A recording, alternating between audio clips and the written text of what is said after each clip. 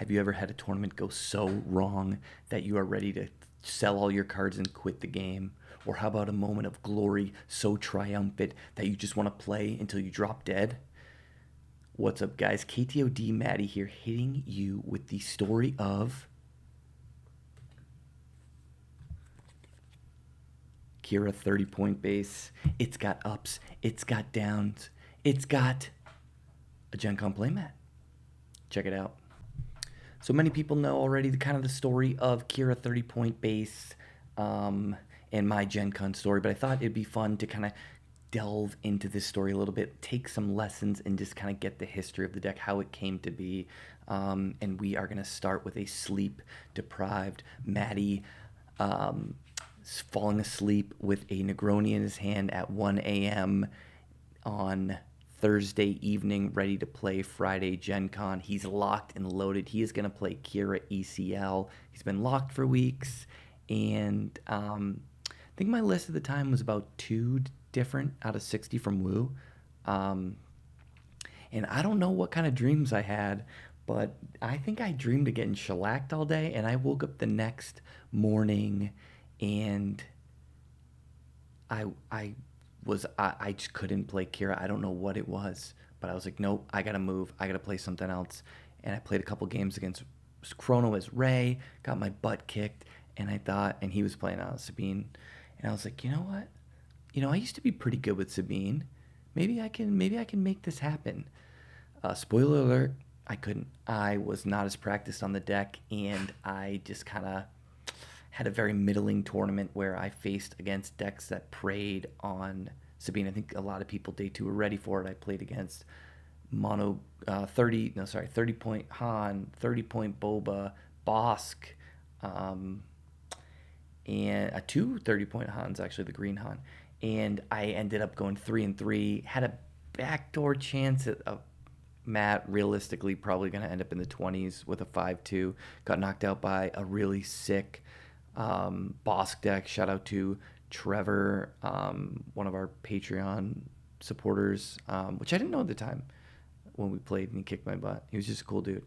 But yeah, so I came back from that tournament after a 3-3, and I was dejected. I think I put a lot of pressure on myself to, do well, which is number one lesson. Listen, I say it all the time. Your tournament season is a holistic view. One tournament, not a big deal. However, rocking the KTOD, and I knew that a lot of people would be supporting me, but also, just following back home, and I wanted to do well, and I made a little goof up with the swerve.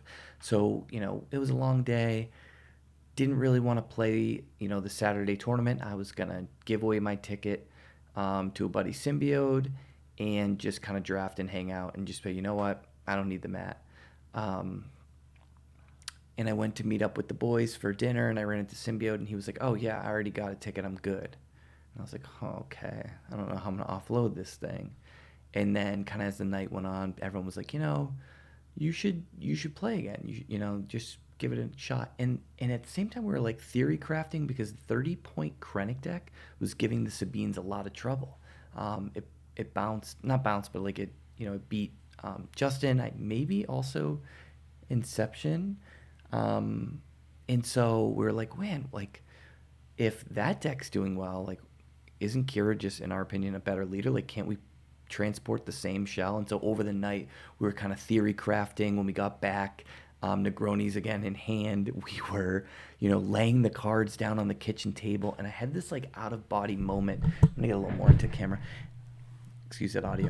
And I had like this out of body moment of like, this is a card moment right now. Me, Justin, and Woo dropping cards on the table, like not using a deck builder, like old school, reminded me of like being a kid, moving cards around.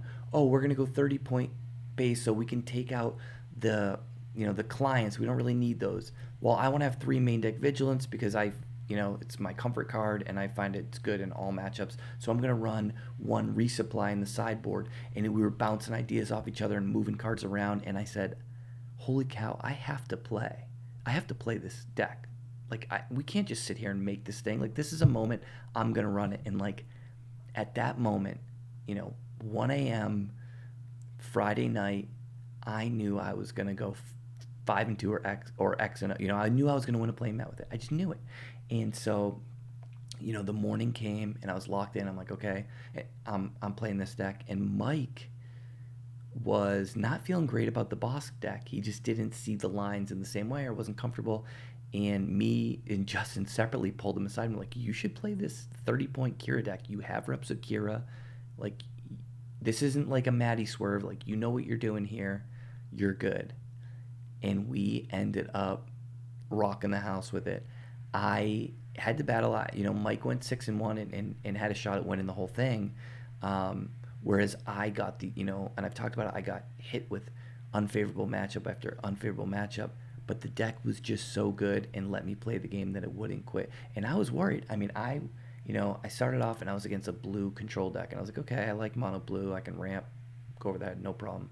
And then I played blue palp, and I was like, this should be a terrible matchup. It's basically the better, quote unquote, better version of mine in this matchup. And I was like, man, maybe my read on the meta today wasn't great. Like, I was planning on facing a lot of, like mid-rangey decks that would punish Sabine. And luckily I got that one 2-0, but it was closer than a 2-0. And then round 3, I played red palp, and I was like, okay, like, is this going to happen 2 days in a row? And I lost a heartbreaker game 3. I think that I got a little out of my process, got a little distracted, and I made, a pretty sizable play mistake late in game 3 that I was up on cards, and I could have easily dealt with a crate dragon and not had to use up so many cards, but I made a goof, and I kind of threw back some of my card advantage, and then ended up losing the attrition war, which is another lesson from this, is like, staying locked and loaded. If anything outside of the game happens, you have to find a way to bring yourself back in, read the cards when you're kind of making a tough call. And so now I'm 2-1, and we go to lunch break, and I'm like, oh man, I'm gonna have to grind this one out. And I really had to. I faced 2 Sabines and another palp over those 3 rounds, and it was a sweat fest against the first Sabine. Luckily, my deck kind of bailed me out, and I hit overwhelming barrage on 5 with the Kira flip every time. I think my deck just carried me there, which will happen every once in a while, and it was nice to see the deck hum like that.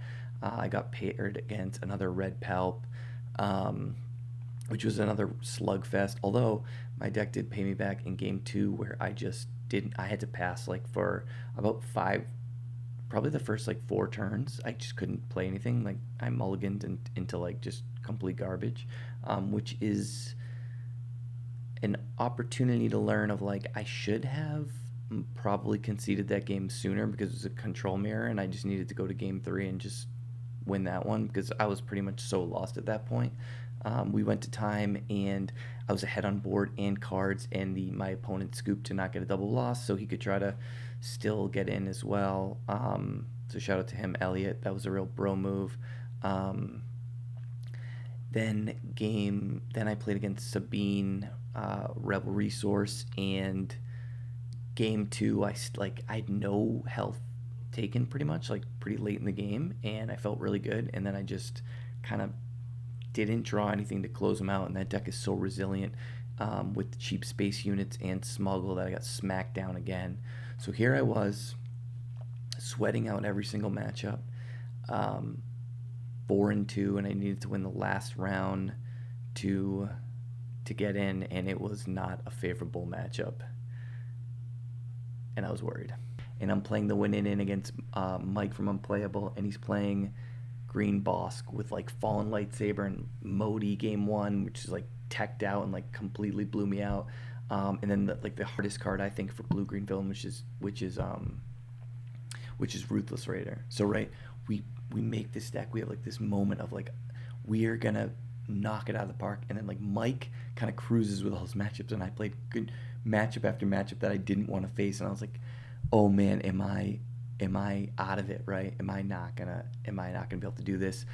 And I beat him games 2 and 3 with 2 life left. Like, it was so crazy. Me and him were so exhausted. We were like shuffling cards around like we're 80. But it was an epic match, and I'm so glad it was against him, and it was a lot of fun. But it was just such a learning moment of like, you can pick the right deck, you can do all those things, but like things are gonna go differently. And the fact that the deck was just so good that it let me play in all those matchups was incredible. And it's a real testament to like all the teamwork that our team put in, and we sweated out every single card in that 60. Um, and I had a game plan every time because we had talked through it, right? So that's another thing is like your deck list is your comfort level, how you want to play. As long as you know the lines you have to hit and you are experiencing them, you can do great things. So um, I think the moral of the story of the Kira 30 is one, play what you're comfortable with and you know. Two, bringing in like a team effort and like really talking through the process is so important in your success in a tournament. Yeah, it helped the list, but it also like helped me in every single game. It's like, oh, if you face this deck, you're gonna want to, do these certain things, right? Like against Bosk, I took out, even though I wanted to ramp, I took out one of my super laser techs, so I had more resupply, so he couldn't, bounty it, stuff like that. Um, I ran into Mike, and I told him how I lost to Rick playing red green Palp. I was like, I played Palp's Return against a Crate Dragon and took like 2 triggers, and I could not afford to do that. And so he knew that was a possibility, and he kept his life total so low that he could take 2 triggers when the time came. So things like that, like coming together with a group of people and collaborating, not only on like the list, but like how you should play it or how to play into certain things, like that is what drives it. So the moral of the story of the Kira 30 point is teamwork, friendship, comfort, and playmats. Hope you enjoyed.